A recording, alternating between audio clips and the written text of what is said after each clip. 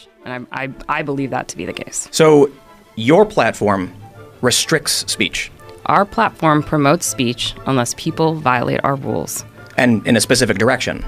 In any direction. But I don't want to say his name. The guy who calls for death gets a suspension. The guy who insinuates death gets a permanent ban. But Tim, you're misinterpreting what I'm saying, and I feel like you're doing it deliberately. It's not about one particular thing. It's about a pattern and practice of violating our rules. And you have a pattern and practice of banning only one faction of people. I don't agree with that. Recently published an article where they looked at 22 high-profile bannings from 2015 and found 21 of them were only on one side of the cultural debate. But I don't look at the political spectrum of people when I'm looking at their tweets. Right, you have a bias. I don't know who they are. You're biased, and you're targeting specific individuals because your rules support this perspective. No, I don't agree with that. Well, so can you be clear though in like what rules support that perspective? Specifically, the easiest one is misgendering, right? Because that's so clearly ideological. If you ask a conservative, what is misgendering? They'll say if someone is biologically male, and you call them, she. Biologically male, and you call them a she. That's misgendering. That's a conservative view. The progressive view is inverted. So now you actually have in your policies a rule against the conservative perspective. I have a rule against the abuse and harassment of trans people on our platform.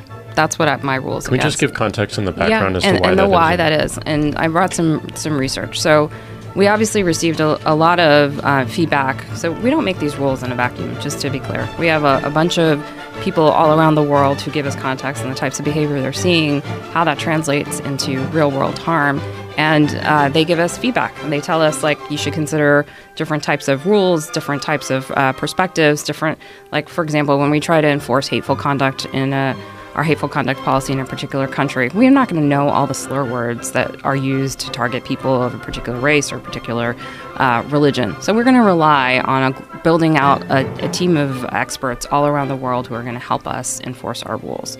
So in the particular case of misgendering, I'm just trying to pull up some of the studies that we looked at. But we looked at the American Association of Pediatrics and looked at the number of transgender youths that were committing suicide. It's an astronomical, I'm sorry, I can't find it right now in front of me. It's a really, really high statistic. That's like 10 times what the normal suicide rate is of normal teenagers.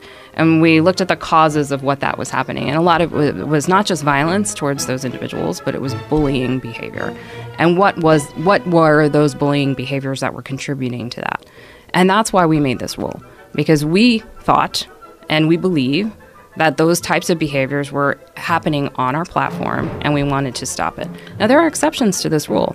We don't, and this isn't about like public figures, and there's always going to be public figures that you're going to want to talk about, and that's fine. But this is about, are you doing something with the intention of abusing and harassing a trans person on the platform, and are they viewing it that way and reporting it to us so that we take action?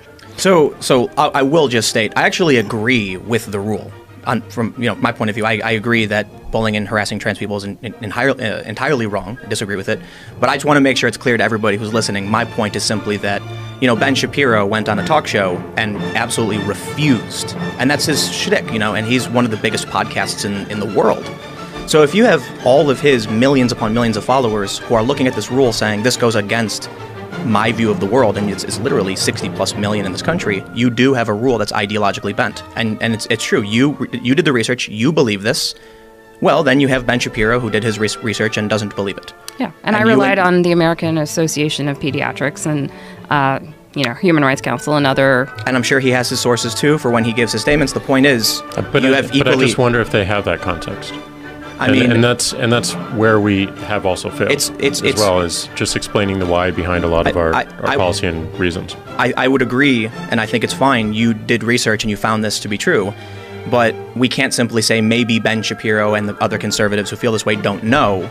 We can't. The point I'm trying to make is it's simply whether you believe it, whether you justify it or not is not the point. The point is you do have this rule. That rule is at odds with conservatives. Period. Well, I think that you're generalizing, but I think it is really important, as Jack said. Okay, so this interview between Tim Pool and the guru Joe Rogan has been circulating around social media for a couple of days now. I wanted to examine some takes from some of my political enemies before responding to it myself, particularly to wait for some of the alt-right outlets to get their hands on it, because as usual, what's relevant to me here is that Tim Pool is not fighting for freedom of speech. He's fighting for edgy speech, and edgy meaning that he's fighting for hate speech. If you watch this whole interview, you will not see Tim Pool stick up for any leftists that have been banned. You will only see Tim Pool trying to make the case that hate speech is just an opinion. We visited that on this channel before. This is the alt-right talking point. This is the utilitarian purpose of the alt-right and alt-right alliance, at least from the point of view of the alt-right. This is the utility, which is the supposedly liberal person, whichever one they are. They're pretty much interchangeable, whether it's Dave Rubin or Tim Pool or Sargon of Akkad. They're pretty interchangeable. The hat that they wear in all of this is as being the neutral liberal arbiter of tolerance, and what they happen to be agitating for is tolerance for intolerance, tolerance for people engaging in brutal harassment, tolerance for people advocating destructive positions and destructive ideological expressions on these platforms, which then metastasize. You know, the thing with this hate speech stuff is that it's blood in the water. So when you do give these people the opportunity, once you give these people, once you give the icons of a hate movement the opportunity to propagandize and spread these, whether it's white nationalism, whether it's transphobia, whether it's homophobia, whether it's reactionary Christian conservatism, once you give these people access to your platform, you are giving them a means by which to organize. Conservatives, quote unquote, and other reactionaries will often mention the extent to which Twitter influences elections, and I would say that we are on our second presidency, which is a byproduct of social media engagement. And I would say specifically that Donald Trump is the first president that Twitter elected. His entire movement was a byproduct of a specific era in Twitter's history where being quote-unquote edgy in your assertions was not off limits, because Twitter was building its platform, and like many platforms, they will take any person, any sort of intolerant position, just because these intolerant positions have followers and adherents that will then bring numbers to your traffic to your website, and this traffic can be exploited for advertising dollars, selling the fact that you have all these eyeballs to advertisers. And this is also true of YouTube. When YouTube was in its more formative era, a lot of YouTube's viewership now, and this is exemplified by PewDiePie's numbers, is a byproduct of YouTube allowing these destructive creators, these politically reactionary groups, to amplify their user base. And then it comes back to bite them in the ass, because then people start calling them out as hate platforms. So then they crack down on these fucking people, the Nazis, the TERFs, the Christian homophobes, and so on and so forth. So Tim Pool comes along with the fundamental alt-right talking point, which is that speech is at once the most profound and sacred thing that a person can do. It should be completely unfiltered. It should be completely unchallenged.